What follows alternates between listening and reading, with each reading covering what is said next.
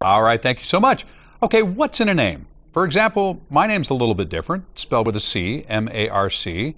What's the significance there? Does it affect who I am? Well, let's find out. From Sharón Lynn Wyeth, who is the creator of Nameology Science, and she joins us here this morning. Before we get to my name, you want to start with a celebrity name? Maybe somebody who's been in the news a lot lately? Like Donald Trump? Oh, that'd be a good one, yeah. Let's start with him. Donald Trump is running for president, but he really got well known because of The Apprentice. And Donald Trump, what his name would tell us is that, one, he has a very close connection with a religion of his choice, that's very important in him, and that he loves being the boss and telling others what to do. And of course, we've seen that, so that's not as obvious in his name. But it's also in his name that it is deductive reasoning that really makes him go, and that he's got a short fuse or frustration level that would give him what other people might call a little bit of a temper.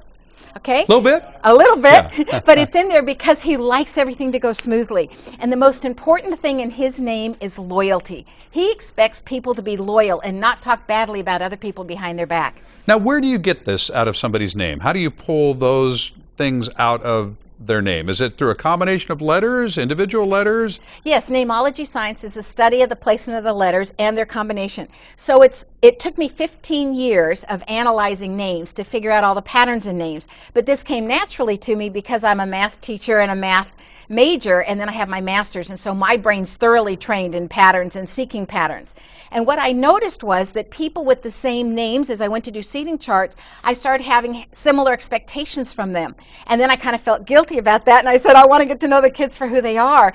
But then I realized, okay, curiosity kills the cat, so let me write down my impressions of everybody by their name. And when I looked at it 3 months later, I said, oh my gosh, this is so accurate. So subconsciously, I'm seeing patterns. How do I make it conscious? So it really took me 15 years to figure out the patterns, and then I traveled to over 70 countries and tested it with different languages and in different cultures to see if it would hold true even in other areas. Well, how about the fact that we are given our names? So when somebody is naming us, are they assigning certain traits to us at that point? Well, from all the people I've interviewed around the world and the thousands of stories I've heard, I've come to believe that the incoming soul impresses upon the one naming them what they want to be called, so we name ourselves. We name ourselves. And then the parents can tweak it with the spelling of the name. So, M-A-R-C. That my parents tweaked the spelling of my name. Okay, now I take the first name, which is the essence of who you are, and I drop it into the last name, which is your environmental influence. Okay, and then I also look at parents' names to see where their influence is going to come in. But your name says that you came to learn how not to be manipulated by others and how to manifest that which you want to do. You have fairness issues. It's easier for you to stand up for somebody else than it is for you to stand up for yourself. You have a lot of creativity. You have a real rebellious streak. Don't like to be told what to do. Would rather be asked. Oh, no, that's not true. Heather? Shh. Okay, well, that would be accurate. And then you have a workaholic, but also you make a great couch potato at the end of the day. When you're done working, you're absolutely done working. That is true. I don't mind working 12 hours, but when I'm done, I want to be done. Yeah, so you're done. It's an all or nothing type of thing. Right, exactly. You're very observant, but it says also that you're very sensitive to criticism, and you want to shut down, and you've had to learn how to self-talk and build yourself back up when criticized, and that your parents have taught you that you evaluate yourself by how you're doing, by how competitive you are. How well do you do against other people? Are you rising to the top of your field? It's important to be competitive. And that really came from your family because it's not innate to you. How can folks find out more about this then? I mean, it is fascinating, and folks right now they want to hear about their name more than they want to hear about my name. So how do you teach? How do you pass it on?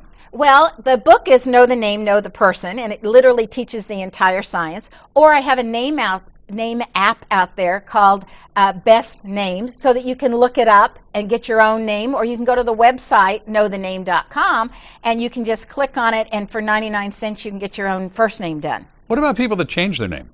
I love that when they change their name, because they're really saying, I've been learning this lesson with this name, and now I want to grow that, and now I want to add on in this lesson, or I want to take my lessons from a different direction than what I took them from before. And how about women who marry and then take their husband's name? Well, the last name is your environment. So your environment changes. So instead of being environmentally influenced by your parents and your family, now you're environmentally influenced by your husband and his family also. And there's certain qualities and characteristics when you do that, that when people call me and they'll say, should I change my name or should I not? And I'll look at it and say, do you get any negatives with that that you don't want to deal with? Or sometimes a woman will start giving up who she is and able to please her man, and that'll show up in that last name. And then the relationship changes because she's changing. So there's a lot of recommendations, and what I do is I just give information, and then they decide for themselves what they want to do with it. What they want to do with it. All right, it's Sharón Lynn Wyeth, the author and the creator of Namology Science, and the book is Know the Name, Know the Person. Yes. Fantastic. Great to see you here. Absolutely fascinating, very interesting, and hopefully we'll see you in here again. Sounds good. Thank you, Mark. All right, thanks for coming.